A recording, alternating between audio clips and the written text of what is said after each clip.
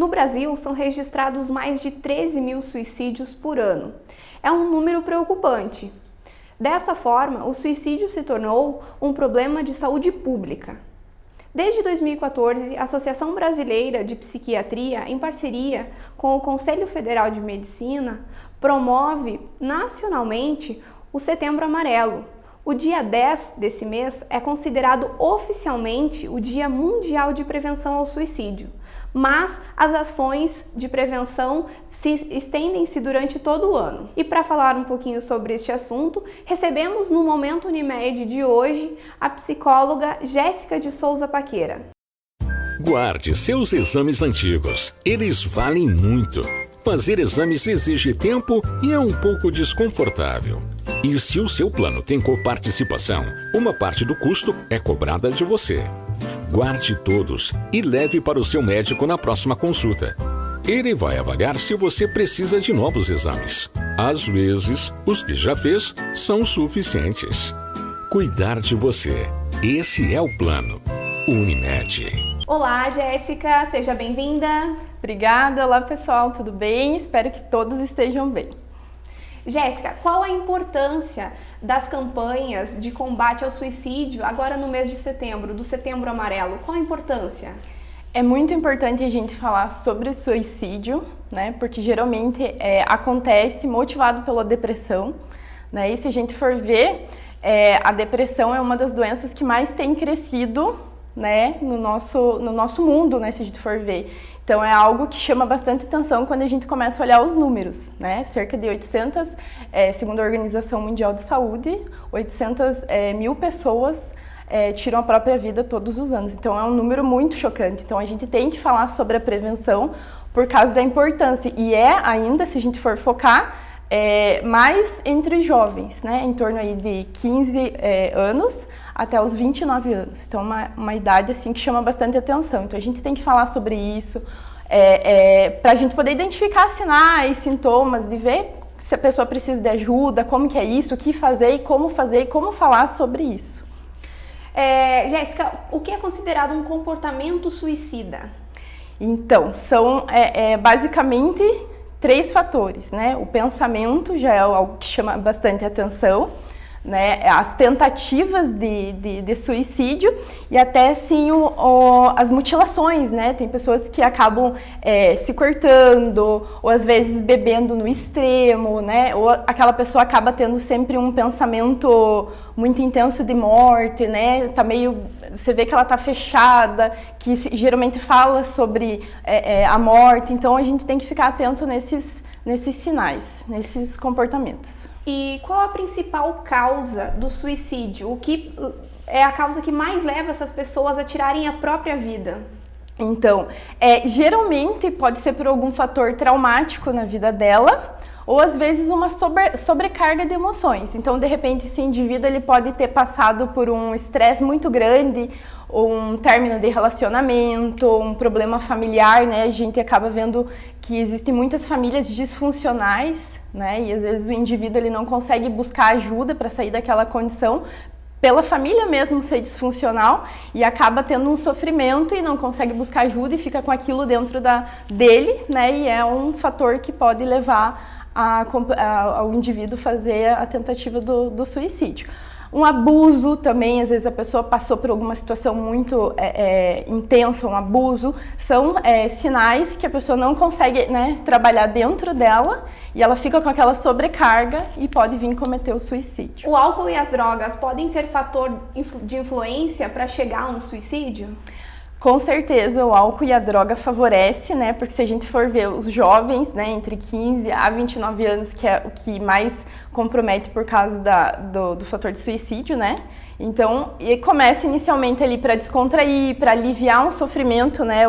Usando uma bebida alcoólica, né? Uma droga para anestesiar aquele sofrimento, mas de repente perde o controle e às vezes o álcool ou a droga pode ser um incentivador a pessoa vir cometer o suicídio, né? Então às vezes o álcool, a droga dá coragem para que a pessoa faça aquilo, né? Abuso de substâncias também, aquela pessoa que às vezes entra em coma alcoólico, também são fatores que a gente consegue ver que tem uma ideação suicida, né? Porque ela chega ao extremo, né? Ela corre o risco ali de comprometer a vida dela mesmo com um abuso, por exemplo, de uma droga em excesso, de um álcool em excesso. Então é um fator de risco e que compromete sim se a pessoa já tem alguma ideação dentro dela, né? Jéssica, um suicídio, ele pode acontecer como efeito surpresa ou ele já pode vir dando sinais durante um tempo antes de acontecer realmente? O suicídio, ele pode acontecer sim de repente. Então, digamos, se essa pessoa sofre um trauma, um abuso ou recebe às vezes alguma notícia que ela não consegue lidar, isso pode ser um fator que faça com que a pessoa, né, não consegue resolver isso dentro dela e venha cometer o suicídio. E como é a reabilitação para as pessoas que passam por uma crise suicida? Por exemplo, que tentaram suicídio, mas acabaram não conseguindo, né, chegar até o fim. Existe uma reabilitação para essas pessoas, Jéssica? Aí a gente, né, pode entrar na questão do tratamento, como tratar, né, após essa condição da pessoa.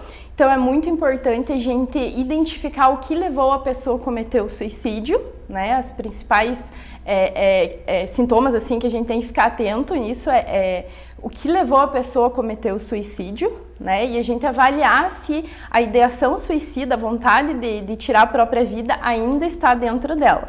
Né? A gente vai precisar de uma equipe multidisciplinar, provavelmente esse paciente vai ter que fazer um acompanhamento psiquiátrico, fazer uso de medicação para o controle de ansiedade, né? A gente vai ter que entrar em contato com a família também, porque às vezes tem pessoas que às vezes moram sozinhas, tem a tentativa, né, só não conseguem a consumação, então a gente tem que comunicar à família e ver o grau, né, desse paciente, se é necessário internamento. Então a gente identifica esses sinais, né, se tem o que foi o motivo, se ainda tem ideação suicida dentro dessa pessoa e fazer um acompanhamento e com a psicoterapia também para, né, a gente conseguir acompanhar o paciente que ele não venha tirar a própria vida, né, que cometa o suicídio, né? Jéssica, e como é que a gente pode identificar sinais de tentativas de suicídio em uma pessoa? Por exemplo, como é que eu posso identificar em um parente, em um amigo, em um vizinho e posso tentar ajudar de que forma essa pessoa? Então, a adolescência é uma fase que chama muito atenção, que a gente tem que ficar atento, os pais também têm que ficar atentos, porque às vezes o adolescente, o que acontece? Ele começa com os cortes, né, para aliviar aquela dor, né, então aquela ansiedade, usa muita manga comprida, né, tá calor e tá com manga comprida, de repente essa pessoa se fecha muito, ela tinha uma vida social, mas agora ela se fecha. O que dava vontade, motivação antes nela, hoje já não dá mais. Então uma pessoa ela fica mais sensível à dor, né, ela sofre mais e fica menos sensível a coisas que trazem prazer. Então, se antes ela saía, fazia uma caminhada, hoje ela já não faz, ela não tem prazer. Então, a gente tem que ver essas mudanças, pequenas mudanças de comportamento. E como ajudar, aí é muito importante se a gente for ver, né? Porque a gente precisa cuidar muito com as palavras, né? Hoje a gente fala mais sobre depressão, a gente fala mais sobre suicídio, isso é muito importante, porque antes se tinha muito aquilo, né, tem uma pia para lavar louça, tem um terreno para carpir, hoje não, né? Hoje é a terceira causa que mais, a depressão é a terceira causa que mais mata, se a gente for ver, né, que mais tira as pessoas do trabalho também, então a gente tem que cuidar nas palavras. A gente precisa ver se essa pessoa está muito fechada, cuidar, incentivar ela, se mostrar disponível para ajudar. Às vezes essa pessoa não vai querer ajuda também, né? Ela vai se fechar, mas a gente tem que se mostrar disponível, né, para estar ali, conversar com a família e ficar muito atento a esses sinais de isolamento, de tristeza muito profunda, né? Um choro muito prolongado. Né? Então são algumas coisas que a gente pode ver que a pessoa mudou e fornecer ajuda, ombro amigo, eu tô aqui se você precisar de ajuda, vamos lá, né? A gente tem que colaborar nesse sentido. Para a pessoa se sentir acolhida realmente, né? Jéssica, e assim, nesse momento que nós estamos atravessando uma pandemia, né? Eu acredito que tem aumentado muitos casos de suicídio, tentativas de suicídio, até por conta desse isolamento que nós não deveríamos ter, né? Principalmente pessoas que já vêm enfrentando alguma crise. Mas nós temos que ter para nos preservar nossa saúde nesse momento. De que forma a gente pode ajudar pessoas que a gente sabe que podem desencadear alguma crise suicida nesse momento de pandemia? Onde a gente não pode ter contato, né? E somos seres de contato, né? Nos desenvolvemos em sociedade, então a gente tá sofrendo muito nesse momento, né?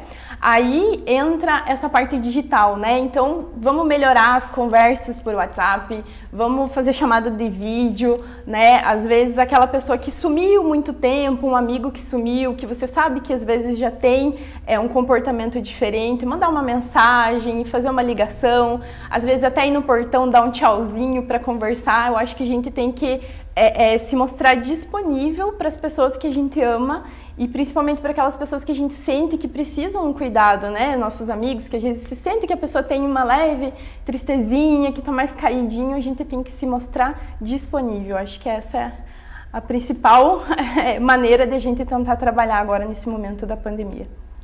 Certo, então, Jéssica, muito obrigada pela sua disponibilidade. Você quer deixar o telefone da sua clínica para que, se os nossos espectadores quiserem entrar em contato contigo, continuar essa conversa para entrar em contato com você? Então vamos lá, eu atendo no ambulatório da Unimed, né? Eu sou psicóloga, trabalho com transtornos alimentares, emagrecimento clínico, avaliação para cirurgia bariátrica, também sou estudante de nutrição. Vocês podem me seguir também no Instagram, Jéssica Paqueira, e também atendo no consultório particular na Clínica Medical HC.